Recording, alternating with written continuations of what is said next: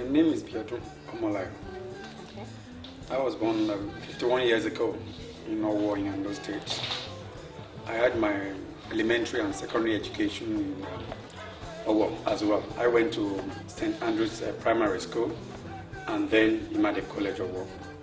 And after that, I proceeded to Ibadan Polytechnic where I had my A-levels.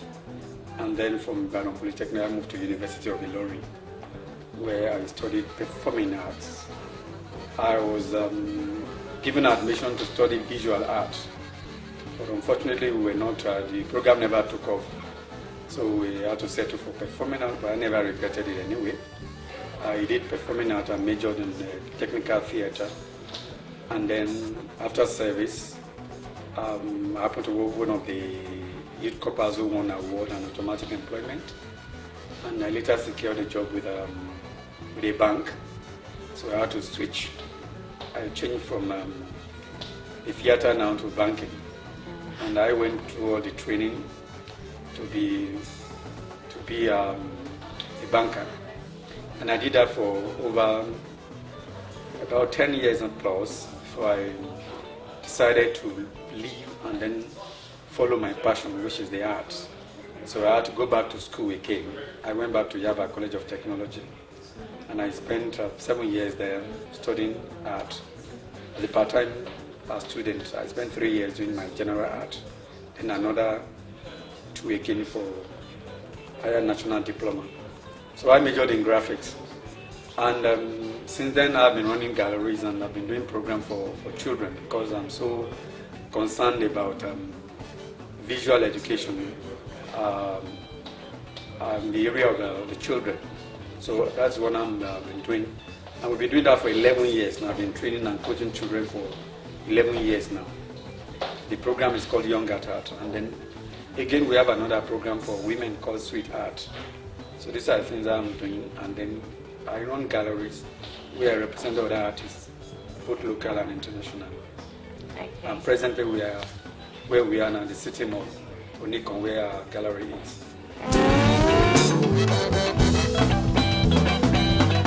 I would say that is, to me, it's smooth.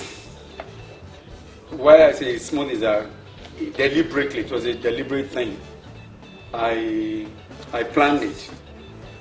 And so that was why I decided to, even before I resigned from the bank, I started going to school in Yaba Tech. So when I closed from my office in the evening, I would move to school. That was why I was going for part-time program. It was a deliberate plan that, okay, this is what I want to do. It was smooth but tough. Anyway, when I say it's smooth, that means it's not rough, but it's tough. Okay. Do you understand? It's not that it didn't come without challenges, because, moving from banking industry to the art industry, I didn't study art originally, so I had to go back to school to go and study art. And I knew that I want to do my business in that area as well. So the banking, my training in banking and everything helped even in the business as well. Okay. And a lot of challenges around there, where you were employed, you were earning salaries every month. Now you want to move and start a business of your own and then now employ people. You now need to know how to generate funds, do the business, sell your products, and now pay salaries, manage human beings as well. So the change of role now. Now you are on the other side, where you are employing people, paying salaries, managing your funds, and doing a whole lot, unlike when you are being paid. But I'm enjoying it anyway because this is where my passion is. And I'm having fun there. Yeah, the first artwork I sold, I think that was when I was in the university. That's at the University of Ilorin. I think that was in 1983. I think I did a dancer. I painted a dancer. And then we have this lecturer. She happened to be a Nigerian but married to an American, Mrs. Babarindeo. And I think she came in with her husband. And the husband saw the painting and liked it. In fact, my first earning was in foreign currency. I was paid dollars for the work. And the guy liked it and said, "Would you like it?" I said, "Why not? I want to sell." And then He sold it, I sold it rather, he bought it. And I made my money from it. And ever since then, I've been selling artworks, painting, selling my works, and then later representing other artists as well. It's colorful, it's pleasing, and it's soothing. I don't think there's anything here that I cannot dispense with. The only thing I will not joke with is my own brain. I will not do anything that will tamper with my brain.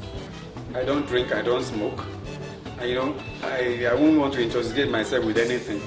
Because the only thing that intoxicates me is creativity.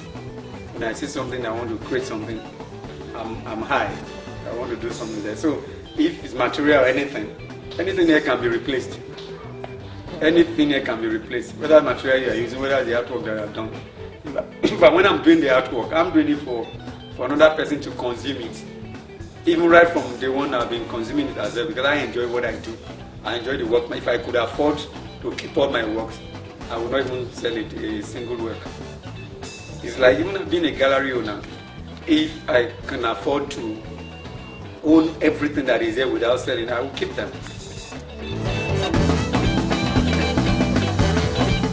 I love vegetation, countryside where you have a lot of green, stream flowing, and there are rivers, and then you have animals around and everything. I love environments like that. So most of the time, that's why we see my landscape paintings. Painting waterfall, streams, vegetation, and then somebody sitting down meditating under a tree. Those are the kind of thing I love. I love serene environment, peaceful and serene environment, neat environment. So in a way, I can call myself an environmentalist because I love beautiful environment. I do a whole lot to maintain the environment and then sustain it. Okay. So that's why most of the time you see my works, you see a lot of green in my works. So those are the things I love to do. Yeah, when you say an art, an abstract art, you see, before you even talk about abstraction, you must have a plan. It's like, for instance, like music. If somebody who doesn't have a ear for music, might just be hearing noise. And then when the noises are organized, then you get music. Do you get it now? Yeah. Music could be defined as organized noise. The same when you are talking about abstract art, the abstract is that a lot of things are hidden within the work. That is not, you cannot easily decipher it or say, okay, this is what is there. But you need to do a lot of you need to observe very well. Look at it deeply. There has to be a kind of a conversation between the work and then the observer. You look at it, you see a particular piece of work, you look at it in terms of colors, in terms of the arrangement of the subject there. Or ordinarily, for instance, if one of my paintings that I call Beauty for Ashes, an abstract painting. The medium is acrylic. There was a day I was looking at the same painting and I saw something like a masquerade with beautiful costume. I saw the head, I saw the hand and everything. And I called one of my sisters and he said, yes, I can see. But when I was painting originally, I never had that in mind. I just wanted the colors to flow. But I had a plan. The plan was that there are going to be bright colors and there are going to be dark colors as well. I'm trying to even place them side by side. I allow the bright colors to be dominant. Do you understand? That was the plan. But when I'm painting, I was allowing it to flow. The acrylic was more like liquid and I was allowing it to flow. And I was enjoying myself, letting this come out. And after that, I sat down to observe it and see, okay, what has come out of this thing. So at times you look at an art piece, the abstract art, so to say. The abstract will now be telling you how to interpret it. In some cases, you do it deliberately, you plan it. For instance, I think when I was in secondary school, I had a very good art teacher. So when I did a painting then, it was regarded as an abstract art. What I did was that I painted a green bottle. One had the cork, the cover on it, intact. The other one was on the floor. The cork was removed, and then the content spilled. When we look at it, in terms of title, we call it Falling Hero. I think it was around that time, was it 73 or thereabout, when General Murtala Mohammed was killed then. So, looking at that green bottle, looked like a military officer that has been slain. Then the cap has been removed. The content now being the blood that is spilled, a fallen hero. And we call that, it's ordinary when you look at the bottle. Is in art, you call that one still life painting. But in terms of theme, it's an abstract concept. In rendition, you look at everybody can say this is a bottle. But in terms of a theme and the interpretation, it's an abstract art. Because I wasn't actually talking about bottle there. I was talking about a leader who has been killed or executed by Dimka then. And then the content spilled, that's the blood. Whatever is in there that could be of benefit has been taken away.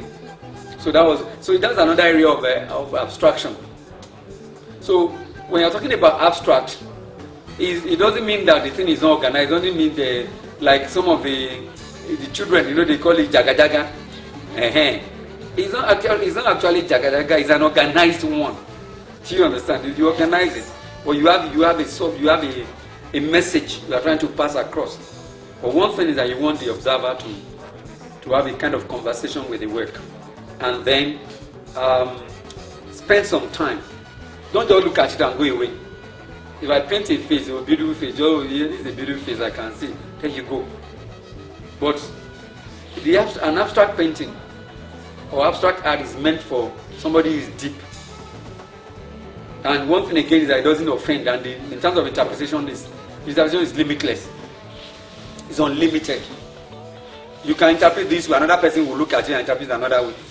I've done an abstract painting that somebody decided, look, I don't want to hang it this way. I want to hang it upside down. And when the person did that way, it still made a lot of meaning. And just come and said, please, could you sign it the other way? And I did.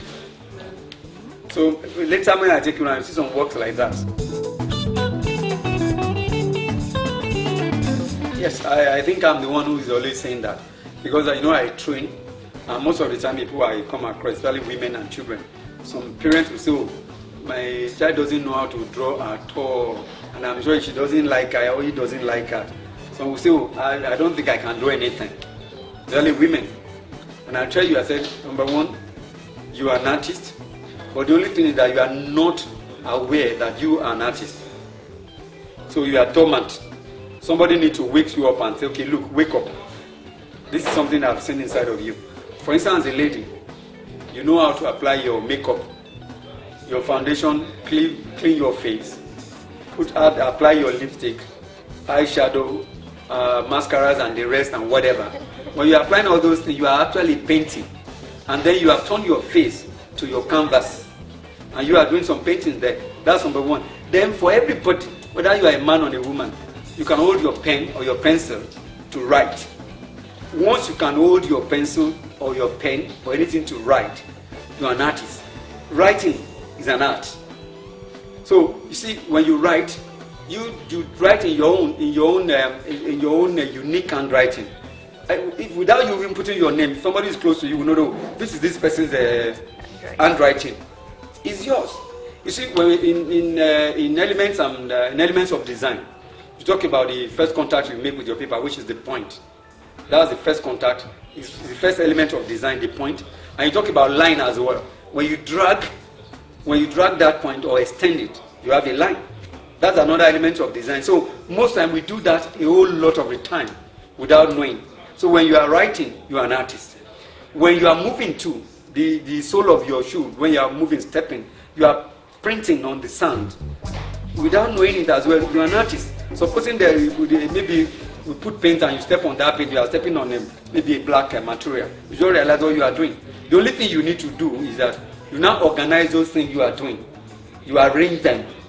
Then somebody needs to put you through and say, okay, you need to arrange this in this way. So you're an artist. Then when you talk about other professions now, are you talking about the architect?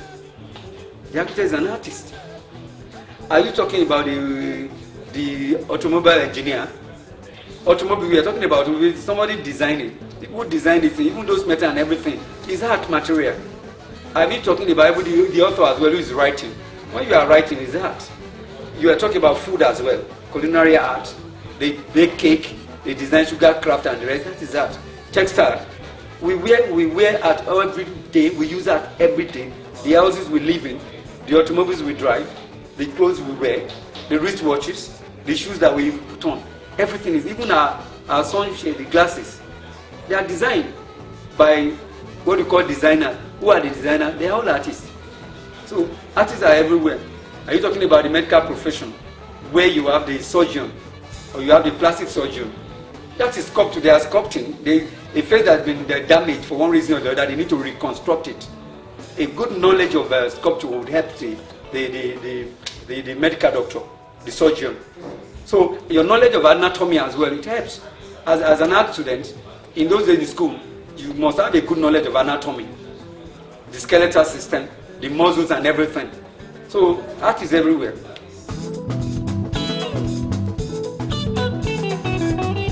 It's the conception. What is the hardest part is the conception. Once you can conceive it, you bring it to life. See the conception is the foundation of everything. At that point, that's when if you need to be quiet, you need to be somewhere and think everything through before you start working at all.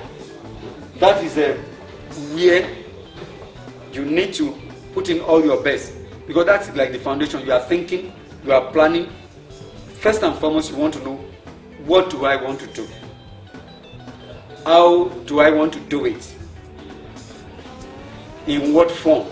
So, number one, this question is that what message are you passing across? How am I going to pass the message? With what am I going to pass the message? Then you now talking about style. For instance, if I want to talk about,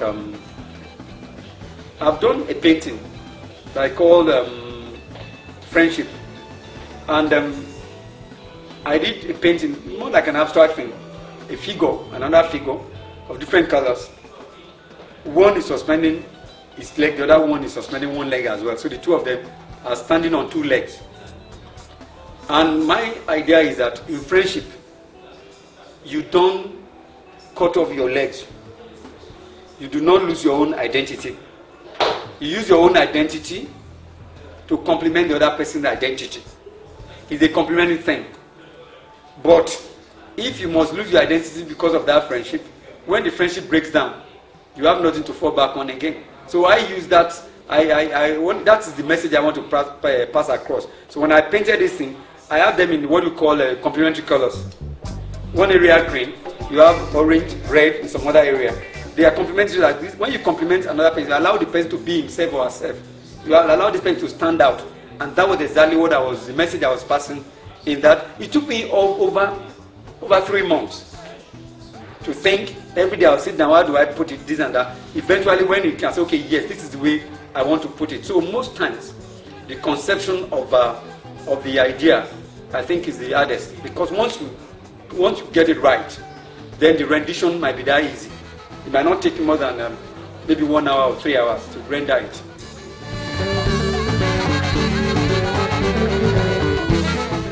For me, creativity is problem solving. It's not limited to drawing. Neither is it limited to painting, sculpting, or whatever, or writing. If you are creative, you are preferring solution to a particular problem. That is creativity. You see, I like to look at it from even the Word of God, Genesis, the Bible. In the beginning, God noticed that everywhere was in total darkness. There was no light, there was nothing. There was a kind of disorder. The first thing, God is the most creative being or spirit. The Bible said that God said, let there be light. That one means illumination. That let's illuminate this thing so that we can see and know where to place this or where to place that. So there was a problem, the problem of darkness, problem of disorder, and God said, let there be light, because the material that he has at his disposal was his voice, and he used it, said, let there be light. So creativity is about solving problem, using resources at your disposal to solve that particular problem. And these resources are even limited, so you don't waste it. So in being creative, you must learn how to manage materials, resources, to solve a particular problem. And then what kind of problem are you solving? You need to solve a problem to the benefit of people. So that is creativity. So to me, or for me, creativity is about problem solving. It's not limited to drawing or painting or sculpting. It's just that most time, visual art is very visual. Everybody will see it quickly. It's very visual, you can see it. That's why there's this erroneous impression that only artists are creative. No. Even if you are not solving any problem, I don't regard you as a creative person. The fact that you can sketch and draw, what is the purpose of the drawing? What is the purpose of the painting? If you are playing music, are you solving any problem with your music? Are you affecting society positively? Are you impacting lives? Are you, okay, for instance, maybe there is war there, whatever. People come together to sing, let there be peace. That's creative. They are using their voices, their talents to solve this problem. That look, they know that they can appeal to mass, the crowd, with their voices. And then when they are singing, they are telling them, please, enough of this bloodshed, enough of this killing. Please, let there be peace. And you see, everybody loves music. But you see, that music, for instance, if you are using your music to destroy it, I won't regard that as creativity. Creativity is about bringing to life, solving problems, providing solutions, and then impacting life. That is creativity to me. So whatever you are doing, whichever area you are involved in, whether as an artist, a medical doctor, a teacher, a writer, an engineer, a lawyer, how creative are you? How much problem are you solving? For instance, in Lagos State, we talk about the ex-governor, now ex-governor of Lagos State, Fashola. Almost everybody believes that this guy is creative. In what way? Because he's solving problems, managing resources at his disposal to solve problems. And other people want to learn from him as well. So creativity is about problem solving, using limited resources at your disposal.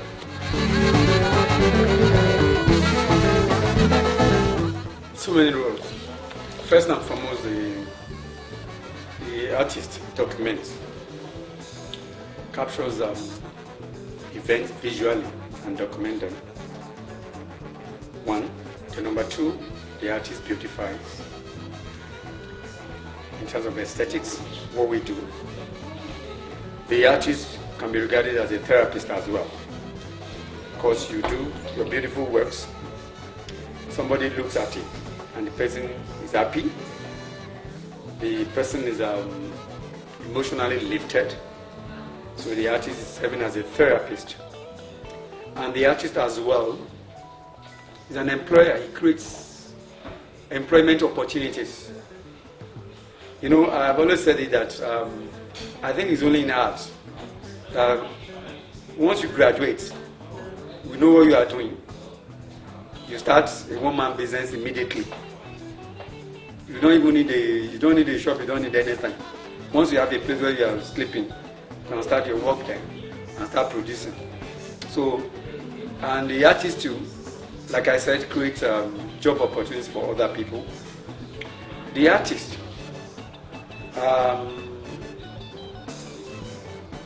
is a creator. And when you create, for instance, it comes in different ways. We talk about, are we talking about designing interiors, designing furniture, or even, for instance, even in music, you know the guitar that we use now, these are art products.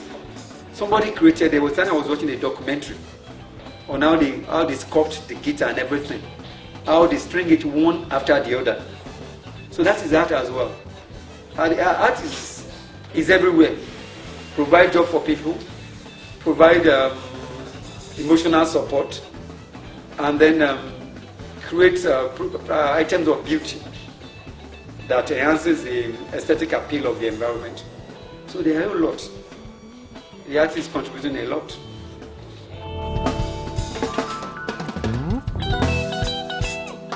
Most times, I pass a message of hope, a message that that encourages, that lifts, a message that motivates. Those are the kind of things I talk about in my art. For instance, you look at my piece of art, and then from the messages you get from there, you realize that it's to encourage, it's to motivate, it's to energize, it's to lift your spirit up. Like I've always said, it's time to down number, that there are ugly situations out there, unpleasant happenings. As an artist, like I said, the artist is someone who documents. You capture a lot of this visually and try to let society be aware and say, see. But you can choose what you want to call attention to. In this case, this thing is there, it's bad enough, it harasses your psyche, you feel bad about it. And then, as an artist, I don't want to call your attention to it again. Because you have seen this thing. It's tragic, it's bad, it's not pleasing, it's very unpleasant. And then you felt so terrible about it. And now I want to pick the same subject, bring it back to, I don't want to do that. Instead, I want to do something that can make you happy, that can reduce the pain that you're going through. So that's what I do in my art. I told you I paint the environment, beautiful, serene environment, beautiful things, colorful things, messages of hope. I want to tell you that if you've done something today and it's not working, give it a try again tomorrow. Tomorrow is another day. Even when I paint the sunset is to tell you that tomorrow there's going to be a sunrise tomorrow. This sunset is for you to rest. You have tried your best. Whether you've gotten a result or not, whether you like it or not, whether you have the right result or not, there's going to be nightfall and you have to sleep. If you don't sleep, you are going to change yourself. You cannot stop the season. So, but tomorrow is another day when the sun rises again. It's another opportunity for you to start again, to begin all over again. And if you could go to, that's why the Word of God, if you read the Bible very well, there are a lot of words of encouragement there. For instance, if you have a challenge, you have a problem, it does not stop the sun from rising tomorrow. Neither would it stop the sun from setting when it's time for it to set. So the focus should be, how do I get out of this challenge that I have? And you might even focus on vegetation and the rest. That you look at things there, the birds are there flying, the ants are there. You learn from all these animals that if they are there, they could arrange themselves, they could sustain themselves. Why not you as a human being? Why not you do something? Why don't you start something and do it instead of staying in a place and feeling sorry for yourself? Whatever you are going through, somebody must have gone through it before. Get in touch with people, ask them how they've resolved the thing, and then go ahead with your life. So those are the kind of things. When I'm painting, the other time I said I was talking about friendship. And so in that painting too, I was trying to encourage that, look, it's good to have friends. It's good to make friends. But your friend needs to complement you. Yes, your friend must be adding value to your life. And you must be adding value to your friend's life as well. So if you have a friend who is taking things out of you without adding to you, that is not the kind of friend you should keep. So in my painting, I want to put that way. When you see the painting, the interpretation and everything, it's telling you something that, look, these are friends, but they don't look alike. They are different. They have their unique qualities. But they are using their uniqueness to help each other. So if I'm black, you are white, it allows me to stand out better. Because there's not two of us, it's only me that is black, you are white. So I stand out when we are together as friends. I don't want to be white. Because I'm black, I don't want to be white. I want to remain black. And you that you are white as well, you should remain white. But when we are together as friends, it's a kind of complementary arrangement. You stand out better. It's like if there's no darkness, we won't appreciate light. Do you understand? If there's no darkness, you won't appreciate light. So the same when you have light, you have darkness. So one gives it to the other. So these are the things I talk about in my artworks.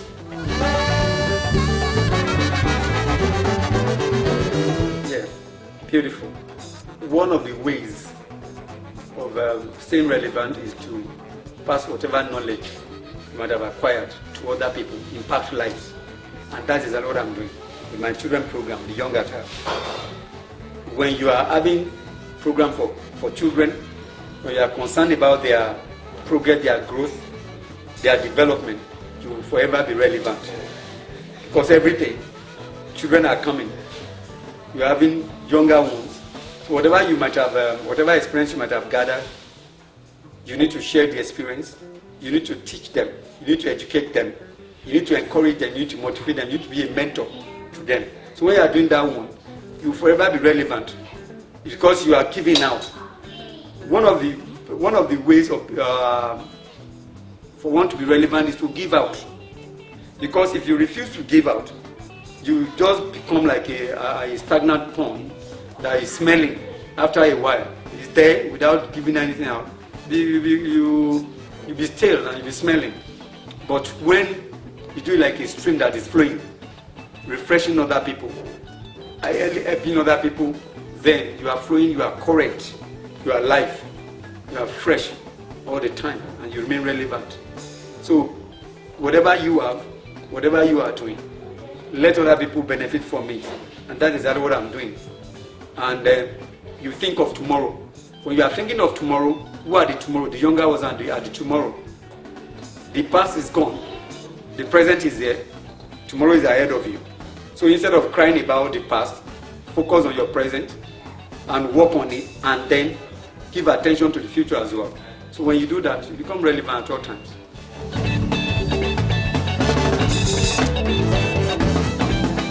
Yeah, well, one of the challenges is one, appreciation. When I say appreciation, the appreciation is low.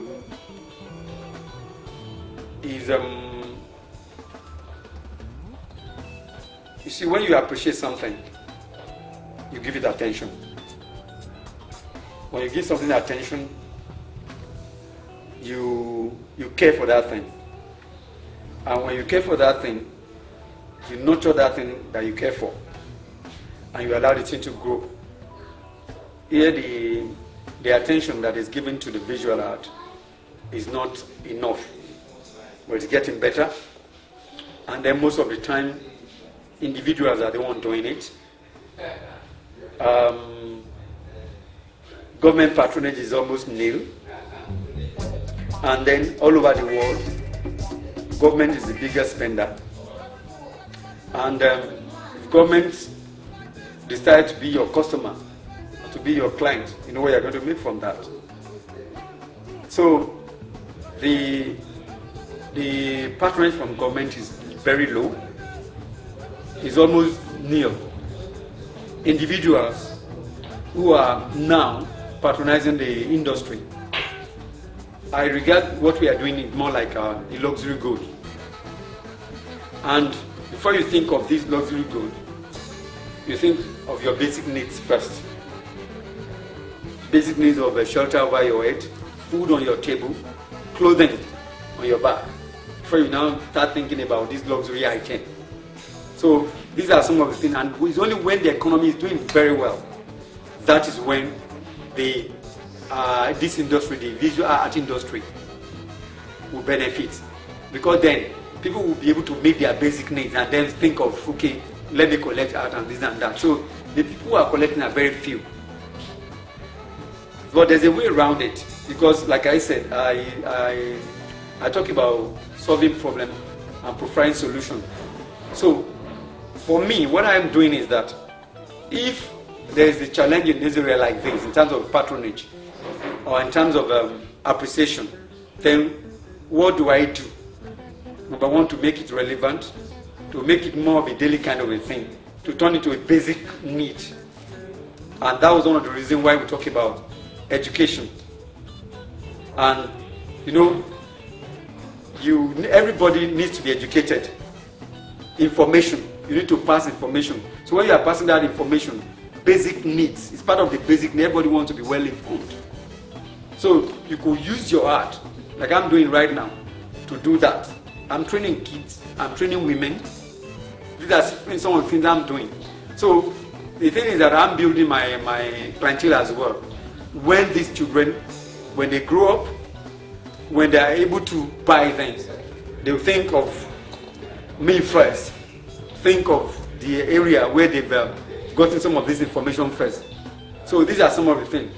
What I'm doing is more or less concerned with the future.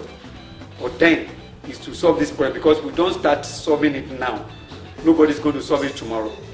If this thing has been done about 30, 40 years ago, would have been in a different environment now, would have been different from what we are talking about in terms of the challenges. If somebody had called the attention of government to it and said, look, I am relevant, I want to do something. You are educating the kids, you are taking, for instance, okay, there are juvenile delinquency out there, and then you are using the art to solve that problem. So, okay, look, I'm taking these children out of the street. Let me train them. Let me create employment. Let me do something worthwhile. Then, whether you like it or whether they like it or not, one way or the other, the government will be calling, because you are helping the government to solve part of the problem. And then they will listen to you. So, in a very creative way, you are using something in the industry to move to another. So, we talk about the core and then the peripheral materials.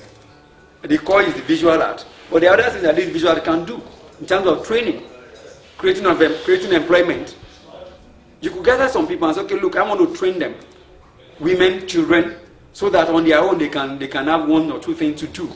So you are helping government in that area. So government will, whether they like it or not, they have to give you attention.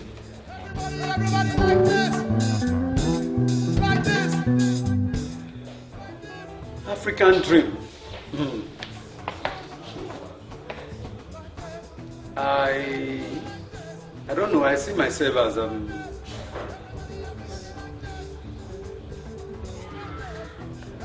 not just as an African. I see myself as a human being, a global person. Because whatever I'm doing, I don't just want to be relevant in Africa. I want to be relevant all over the world. Anywhere I get to, I want to be relevant. I'm not limited to being an African or a Nigerian. Originally, I'm a Nigerian, I'm an African. I'm not losing my identity. But I'm not limited to this environment. I want to impact lives everywhere. So when you talk about dream, what dream? The dream is to be useful to other people, to impact lives. With my own gift, the talent that God has given me, I want to use it in a very unique way that, okay, wherever I find myself all over the world, I want to make myself useful. I want to make myself responsible. I want to impact lives with the gift that God has given me. So it's not limited to Africa. It's not limited to a particular nation. All over the world there are problems, there are challenges. How do I use the gift that God has given me to solve that problem? That's my dream. So while I'm solving the problem, I should be able to take care of myself as well. So that is the dream. I want to impact lives. I want to touch lives all over the world. Not just Nigeria and not just Africa, but here is my home, here is my base. And already we are doing that. Spreading my tentacles, present in my area of influence, touching lives, impacting lives. And then whether you are white, red, yellow, or whatever, you see this thing, you are happy. This thing makes you happy. This thing lifts your spirit up. Then I'm fulfilling my purpose in life.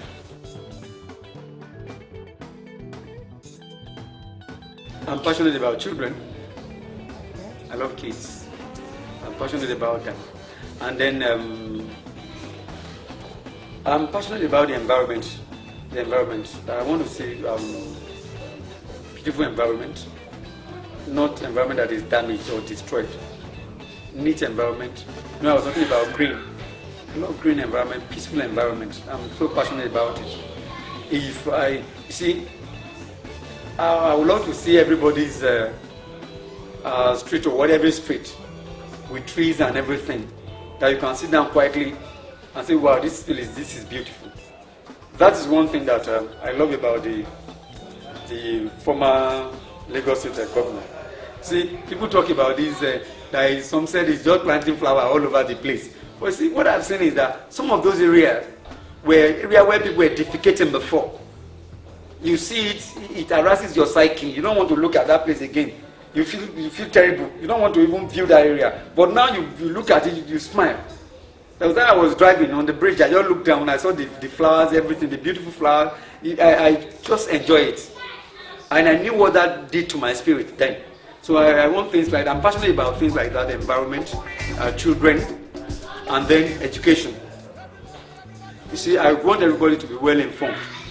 Because when you are well informed, you can discuss issues in a very robust way. I prefer solution to things. If you are not educated, it's like you are blind.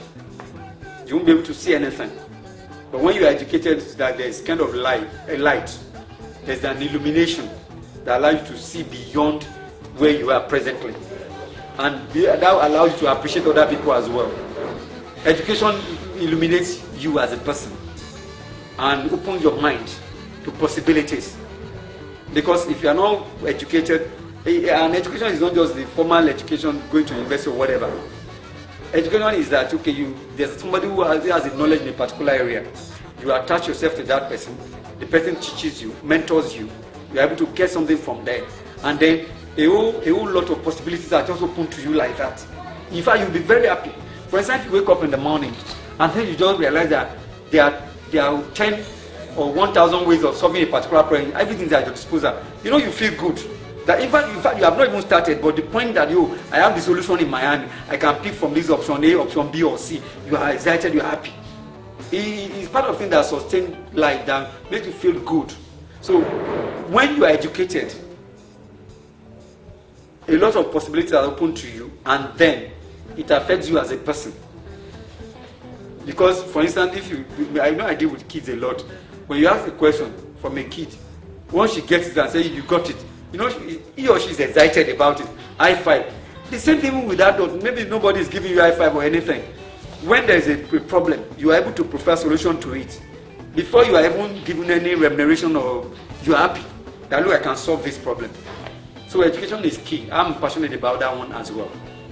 And like I said, it doesn't have to be this formal education.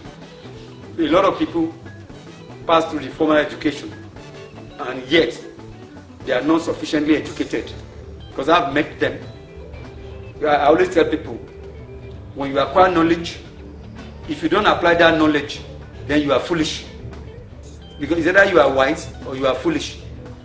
Wisdom is the application of knowledge. When you apply the knowledge you've acquired to do something, that means you are wise. But when you now apply the knowledge and you don't apply it, when you acquire it and you don't apply it, what does it mean? It's the opposite of being wise. That means the person is foolish.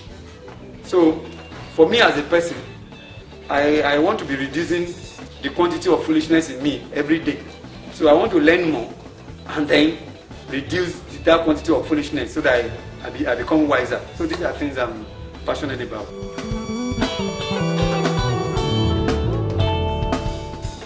Don't take away the word of God from me. Okay. It sustains me. That's the word of God. For instance, if I'm going anywhere, I must have my Bible, whether physically or electronics or whatever. I must have it, because if there is nothing, I turn back to it. It's as if everything is there most of the time. If I don't even have a friend, I don't have anybody, I don't have anything, but I turn back to the Word of God. It's okay for me. I'm not a religious person, but even within the confines of my room and everything, anytime I have conversation with God, other people say prayer, I feel better. Even if the problem is not solved, it looks as if the problem is solved already. That's why I did a painting. I call it Backdoor Gist. That painting that I call Backdoor Gist is there. What I was talking about in that painting, I'm talking about prayer. That is communication. between the higher authority and you. You are communicating. So for you, before you can communicate with another person, you must understand the language spoken by that person. Because if you are speaking Yoruba to a Chinese, you are not communicating. You are only opening your mouth and you are only making noise. So the same, if you want to speak to God, use his own language. And you can only find his language in the word, in his word, in the Bible. So, and then when you are doing that, when you are communicating, I regard it again as relationship. And I metaphorically, I use more like a man and a woman.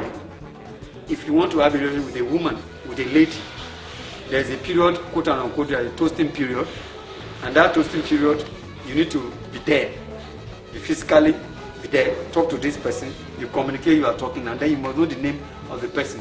This person has a nickname, appellation that you call, the person is happy, you must know it too. If it's a Jackie, Sweetie, or whatever, you call this person, God too has appellations, has nicknames that you can. And then when you are doing that one as well, you don't want interference. When you want to, maybe you want to spend time with a lady or you want to toast, you prefer some amount of privacy so that there's no third party that will disturb the conversation. The same way, when you want to talk to God as well, you do it within the confines of your room. The serious ones, serious prayers are done within the confines of rooms, not the public gathering. The public gathering is a communal thing. Everybody will make noise and this and that. The one that really affects you, you go back into your room, close the door, be on your knees. If you need to be naked with God, you do. And you are talking to God. And then you need to spend quality time too. If you have a relationship, if you would say, okay, you love this person, you can't love without quality timing with the person. So you want to spend quality time with God as well. And then when you do that, it gets to a point. You know, I'm still using the relationship metaphor. You get to a point that there is, husband and you're toasting a lady, they agreed, okay, she agrees that, oh, fine, we can now start a relationship. And then by the time you start all things being equal, maybe eventually you become husband and wife, then the trust, that means this trust is there. This trust now leads to you sleeping together, and then you get impregnated. The same way God can impregnate a person. When God impregnates you, impregnates with ideas. So you keep carrying the idea like a woman who's carrying pregnancy. And wherever you go to, you say, wow, I know what I'm carrying inside of me. The way you'll be talking will be different. Even in a gathering, when other people are there, they are saying, I don't think things are not working in this Nigeria. Everything, your own statement will be different. Because they'll be wondering, because you know what you are carrying inside of you. Then eventually when you deliver, delivering now, that's why I was talking about conception of idea then. When you conceive, that means you are carrying something inside of you. When you now want to deliver, by the time the thing lands on the ground like that, it might be a project or anything. People will now see the physical manifestation of that thing that you are carrying. But that wasn't the beginning. The beginning was when you were behind closed doors, when you are having communication with God, when you are having a relationship with Him, before He now decides to sleep with you and impregnate you with ideas. When the thing is given back to, that's what people will see. But if you are wise enough to, like a woman too, who is wise enough to say, this boy is good and that, say he has a father. And then you give the glory back to the father, which is God in this case. So these are the kind of things I do in my painting. And then when I do it that way, I use it to talk to myself. So that is why I cannot do without the word of God. That's one. Then another thing is that I think I really love, I love relationship. I love having people around me that we can talk, we can discuss things. And when I say having people around me, I mean, it might not be physical. I love books. So I have books of different authors. Once I'm reading, it's like having them around me, somebody is talking to me. So if I'm not doing that, I can be lonely easily. So I love books. Those are the things. And then, I'll say 5 things again. And then another thing is that I love good smell. I love to smell good. I love perfumes, things like that. I just an environment that smells nice. That's why even nature. See, when you move close to nature, you just realize there are some flowers. They smell very good. There was particularly where I stay. There is this flower called Queen of the Night. Around 9, so that I come outside. I will just be going and be pursuing with the breeze blowing. It's so soothing. These are the things I love. And paper and pen, because I love writing. I cannot do without that. I love writing, paper and pen, and then maybe a sketch pad, brush and paint, and paint, colors, so that I can paint. So that these are the things I cannot do without.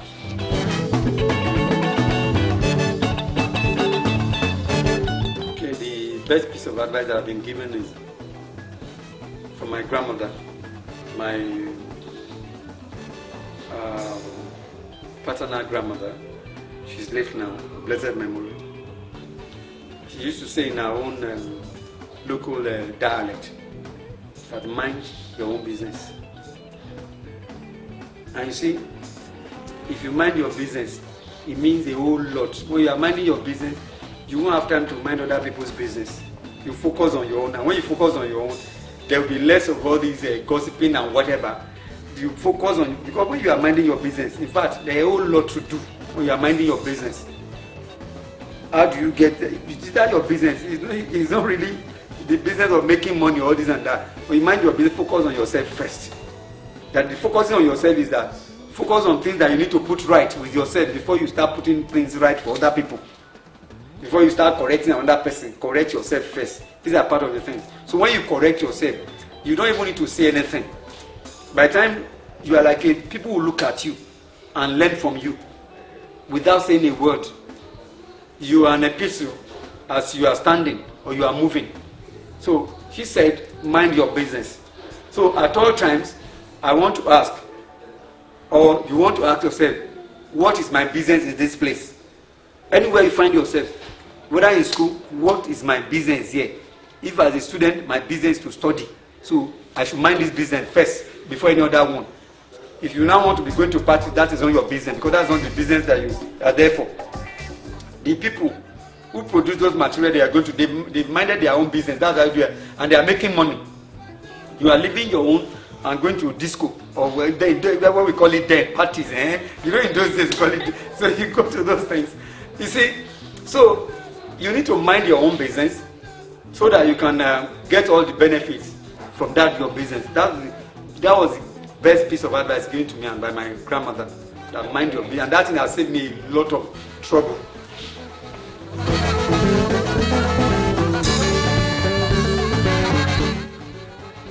I read,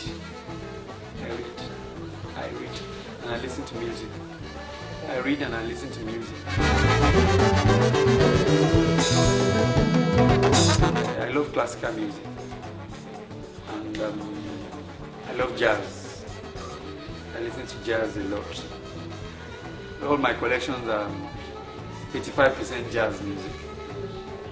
I love dancehall as well. Once in a while you want to shake your hand, dance or whatever, because I love it. But you know, while painting or something or drawing, I want to listen to jazz music or classical music. Each time I listen to it, it touches me, and it moves to another plane entirely.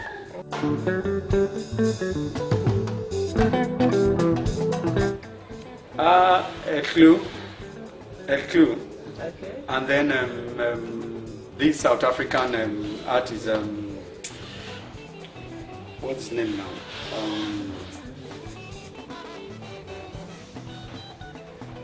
I love El Clue. I love Grover Washington. These are old, as I listen to them. And then, you know, most of the Barry White classes, I listen to them as well. I love it. So those are the kind of music I listen to.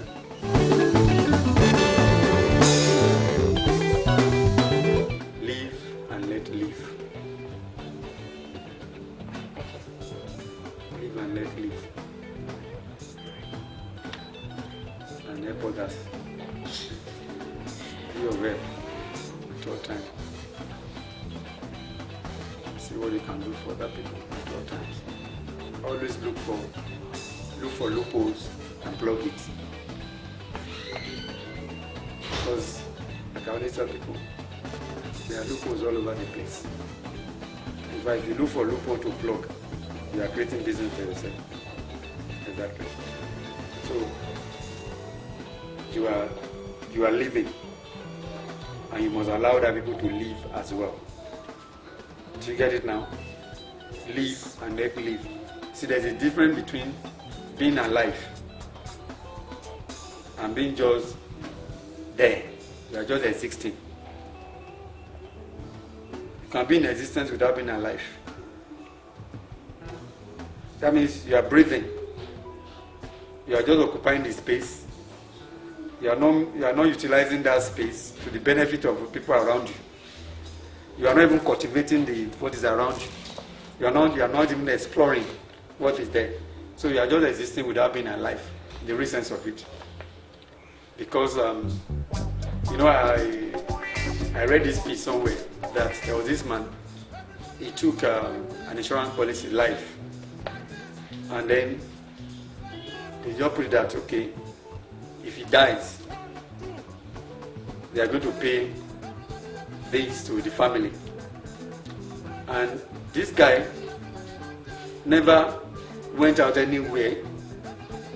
He was just staying where he was, and he planned his own death in a way. And eventually, when it was for the people to come to now pay, the insurance company came. They said, actually, this person didn't even live, because there are a lot of things that was supposed to do, didn't do it.